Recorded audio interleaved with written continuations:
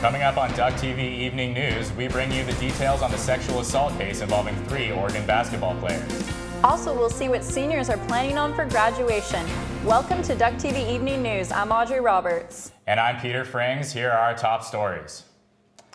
The campus community is reeling from the allegations of rape involving 3 University of Oregon men's basketball players. The case has gotten only more complex since the report from the Eugene Police Department came out last week.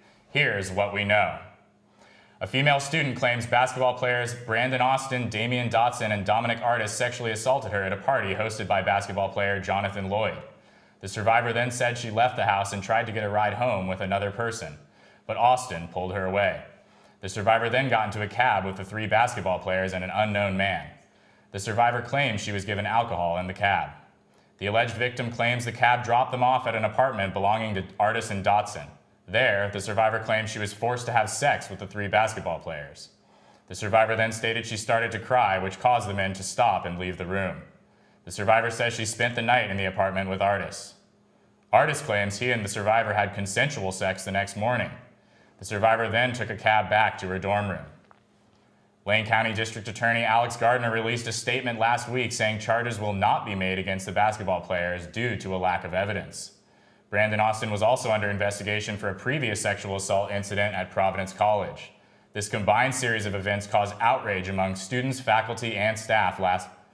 Last Thursday, community members rallied to voice their concerns to the university.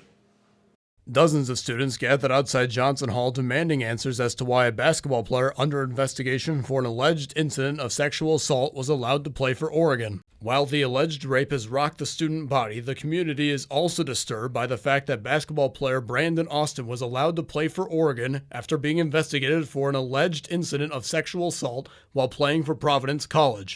We figured if we asked them that question, at least they would be able to say something. And they couldn't say anything. Vice President of Student Affairs Dr. Robin Holmes briefly appeared at the protest to announce the administration would examine how Austin was admitted into the university. Protesters at the rally were still not satisfied. A press release from January indicates head men's basketball coach Dana Altman knew Austin was suspended from Providence College for not upholding responsibilities as a student athlete. Altman stated that after talking to Providence coaching staff, we felt like this was something that was not of a serious nature and we'd be able to move on from there. Students at the rally want changes to be made to ensure situations like this do not happen again. They need to be able to know that that's not okay, and students aren't okay with that, and they're not okay with people like that being brought to our campus, people like that being representatives of our campus as a basketball player. Some administration officials at the rally seemed unsure how to solve the situation. I don't know that it can be prevented, to be perfectly honest, and I say that not because I don't want to, because I want to avoid any responsibility. I say this simply because, we have so many different issues at play here. Although Dr. Holmes made an appearance outside to protesters, many students still want more answers from the administration. In Eugene, Rick Lindfors, Duck TV News. Thanks, Rick. In other news, theater students are coming together to help support a member of the crew. Stage manager Jalal Haddad was hit by a car while changing a tire on the side of the road this summer. The accident caused him to lose his left leg, and he now walks with a prosthetic. Donations were collected after one of the university's theater productions of Spring Awakening. Cast members stood at the exit doors of the theater to collect donations to help Haddad pay off his expensive medical bills. Cast member Kelly Young says it doesn't matter the amount. The fact that people want to give is what really counts. You can contact the theater department in Villard Hall to give a donation at any time. The race is on to finish out the school year and for seniors to graduate. We sent reporter Ava Crum to find out what their plans are. With graduation quickly approaching, seniors are looking at their lives after college. Some have jobs lined up while others are looking at more alternative options. Grad school is a wonderful way of continuing their development, but there are other options. One of them, which we're trying to promote emphatically at the Career Center, is what we're calling postgraduate service. The Peace Corps and Teach for America are just 2 examples of postgraduate service experiences which are beneficial to communities in the U.S. or across the globe. Teaching English abroad, encouraging environmental awareness, and promoting economic growth for small communities are just some examples of volunteer work that can help set you apart from others in job interviews.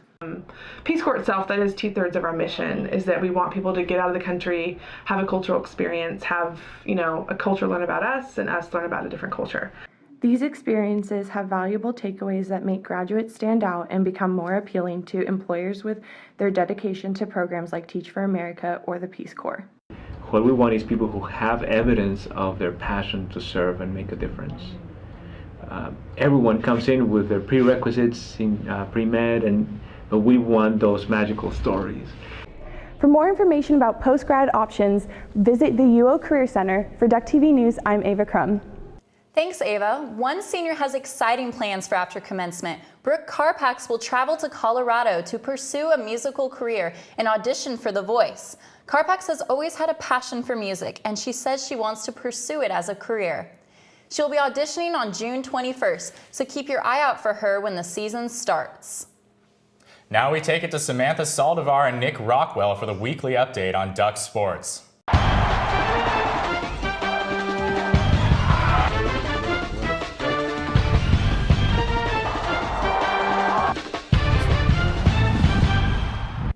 Welcome to Duck TV Sports Evening News Edition. I'm Samantha Saldivar. And I'm Nick Rockwell. We have a packed show for you tonight, including a look at Oregon baseball, softball, and even the NFL draft. That's right, Nick, but tonight the action starts at Hayward.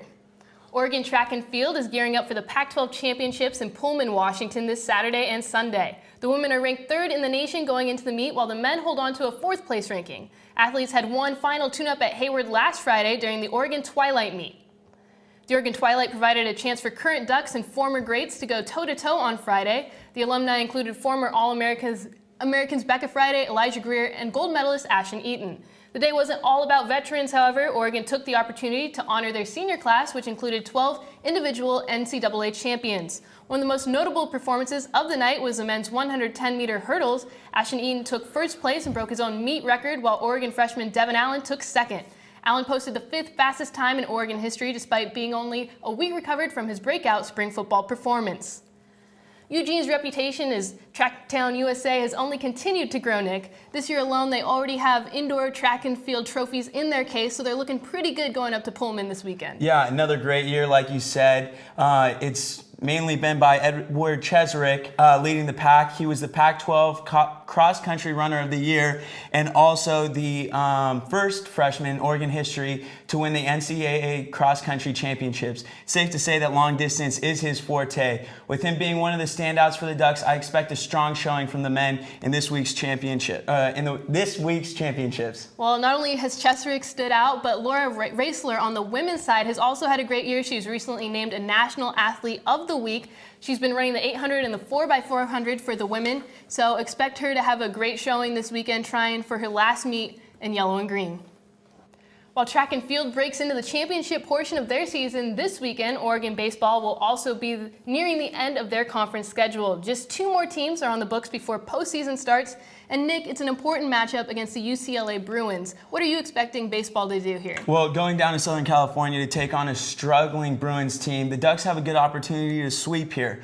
Inconsistency is what we have seen from the Bruins. Last year, they were the national champions, and they thrived off pitching and defense, and we've seen that being lackluster for majority of the year, causing them to have a sub-500 record.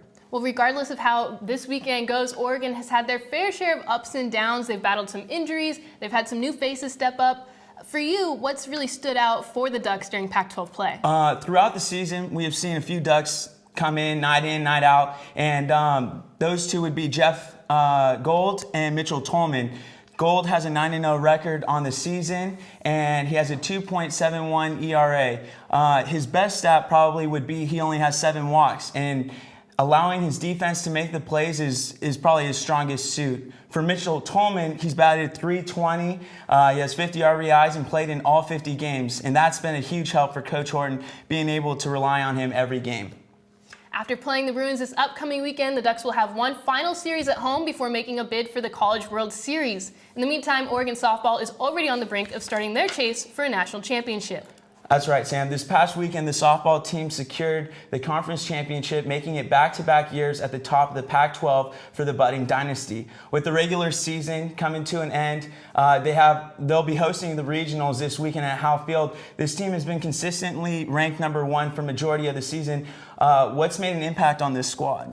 Well, it may be their second straight Pac-12 championship, but it's certainly not the same team as last year. The bats have been hot, but I think the biggest surprise has come from the pitching circle. Sheridan Hawkins had a great freshman season, and it was expected that she would pull her weight as the ace. But I think from the standpoint for me, the performance of Carissa Hovengay has definitely been surprising. She only appeared in 32 games last year. This year, she's played in 52. She boasts a 1.99 ERA and has pulled off wins against top-ranked ASU and UCLA. Before the season started, I don't think people were really sure if she could pull off that second-string spot, but she's definitely proved some dependable depth in the bullpen.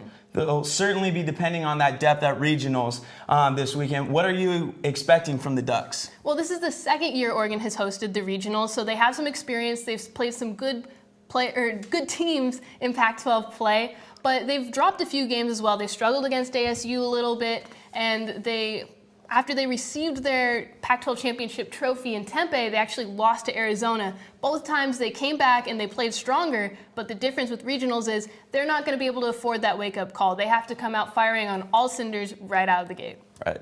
With this upcoming weekend, plenty of Oregon athletes will be hard at work, but it's not just varsity athletes that get active and involved here on campus. Ronald Clark gives us an inside look at the lesser-known student athletes on campus. The University of Oregon has 18 D1 varsity sport teams, but they aren't the only students on campus staying fit, being active, and competing. All of our physical education classes are just that. They're an opportunity to provide activity for students, but to provide education around what that looks like and to provide opportunities for students to learn how to be active. The University of Oregon offers 526 physical education courses each year. With the opportunity that these courses provide students, along with club and intramural sports, it's hard to say that D1 athletes are the only student athletes on campus. I wouldn't just call the Division I athletes student athletes. Anybody that comes into the rec center and is active, that's an athlete as far as I'm concerned. Webster's Dictionary defines athlete as a person who is trained in or good at sports, games, or exercises that require physical skill and strength. This definition seems to fit these students perfectly, as they are being trained on skills that are required for their specific sport. Whether they're at the highest level or whether they're at intramural sports, they are working for a team. They have coaches and they work out to stay strong. They take probably my PE class because they don't have maybe a personal trainer or a training staff, I should say, helping them. But that to me is the student athlete. To the NCAA, the D1 athletes that represent our school in intercollegiate play are the student athletes. But to others, we all can be student athletes. Everyone that walks through these turnstiles, the 4,000 or 5,000 students a day, you're all a student athlete. You might not realize it, but you're doing something active. Activity is the key to life. Reporting for Duck TV Sports, I'm Ronald Clark. Thanks, Ronald. Last weekend, a handful of Oregon Ducks received offers to take their football careers beyond Autzen. It was draft day for the NFL, and 4 Ducks made the cut. The new pros include Josh Huff, who went in the 3rd round to the Eagles, D'Anthony Thomas to the Kansas City Chiefs, Taylor Hart joins Huff in Philadelphia, and Terrence Mitchell just made the cut as the 3rd to last pick going to the Dallas Cowboys. It's big news for those former Ducks, Nick, and some of them will get the chance to reunite with Coach Chip Kelly in Philadelphia. Yeah, we see Chip going for more Oregon Ducks, but a questionable move by Terrence Mitchell leaving before his senior year. He's someone with potential upside, and if he's given the opportunity. But we've seen many guys make noise in the NFL, even drafted in the later rounds, so who knows what he can do. So they all have a chip on their shoulder going into the NFL, and it will be good to see if they can, make it through training camp and see what happens next year. Now, they will have to make it through training camp before they get to put on those new NFL jerseys this fall. That will wrap it up for this week's sports segment. For Nick Rockwell, I'm Samantha Saldivar. We'll send it over to Lauren Schwartz for this week's upcoming weather. Thanks, Samantha. For Thursday, get ready for a clear, sunny Eugene day with a high of 84 and a low of 50. It's time to break out those sandals and soak up some natural vitamin D. Friday will be mostly sunny with a high of 77 and a low of 47.